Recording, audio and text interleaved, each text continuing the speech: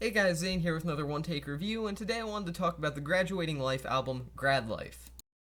Grad Life is the sophomore studio album from pop-punk project Graduating Life. Like many indie and underground artists within recent years, I first discovered Graduating Life via the internet, more specifically via my own YouTube comments, as a commenter suggested them as a possible review in the future, and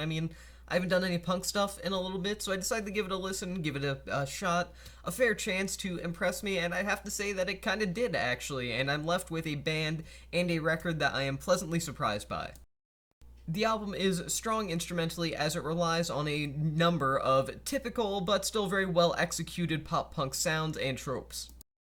It would be a fair assessment to say that Graduating Life is a reasonably uninspired project. That being said, I do think that a very enjoyable, albeit common sound is found here. A lack of standout moments instrumentally certainly does hold the album back from elevating itself to greatness via those compositions and instrumentals, but Grad Life is still respectably performed, and I would be foolish to say that there was anything less than strong musicianship being brought to the table here. Like many similar pop-punk acts, Graduating Life is a project that centers its sound and flair around choruses and hooks. While this has been more of a curse than a blessing for a lot of other artists who simply can't write a memorable song to save their lives, Grad Life doesn't fall to that, as it is a record with a sort of knack, I guess you could say, for a memorable and distinctive style. While a number of their peers do fall flat in this regard, Grad Life has songs like Carry a White Flag that are catchy enough that they're sure to stick around within your realm of musical listening for at least a period of time, whether you want them to or not. Although I can't bring myself to say that Graduating Life is some super creatively inspired project, I would be lying again if I said that the hooks didn't work here. The hooks definitely do work here, and as such, the album is very memorable and likable in that way.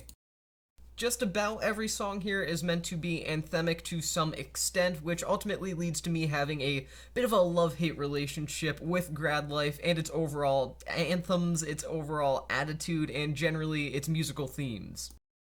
While I, like millions of other people on the planet, can easily connect with an anthemic song, especially when it's isolated from the record that it belongs to, I still do think that nothing but back-to-back pop-punk anthems does grow a little tired after a while and ultimately results in Grad Life becoming a bit of a weary listen.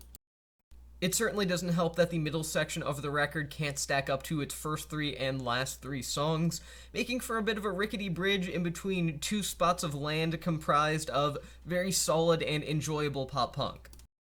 Again, I have no particular personal qualms with anthemic pop punk music. There's a number of it that I like, but at the same time, the removal of a couple of these songs from Grad Life in favor for songs that whatever maybe are a bit more moody or melancholic in some way, or just take on a different tone in general and don't really try to be these anthems, would have been a nice break in the sound, a bit of a nice break in the action, and generally would have made for a bit more of a consistent listen with the variety being added in that case. Lastly, the majority of the production on Graduating Life's sophomore album is disappointingly static. Those that worked behind the scenes on Grad Life include the likes of James Travaskis, who had previously worked with a few different underground rock and punk artists like Turbo Wolf, and has since grown in notability for working with artists like the KVB and Annika.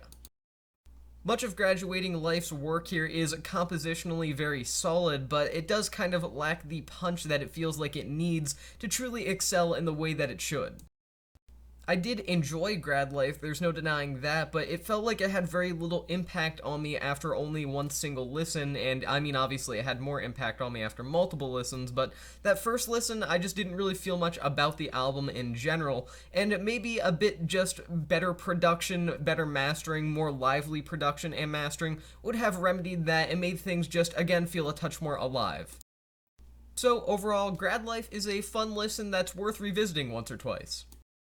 The album certainly doesn't present anything new, and it does begin to become a bit shaky during its middle passage in terms of quality, but the project's knack for melodies and hooks is more impressive than their lack of creativity is harmful to their sound overall, which is why I'm going to give Grad Life 3.5 stars out of 5. It won't blow your mind, but at the same time, it does stand out within the realm of the pop-punk revival, which I suppose doesn't take a ton because a lot of it is very bad, unfortunately, cough cough Machine Gun Kelly. But at the same time, Grad Life does have its flaws as well, but then again, what album doesn't? So again, 3.5 stars out of 5. With that being said, that's the end of this review, and I'll see you guys in the next one.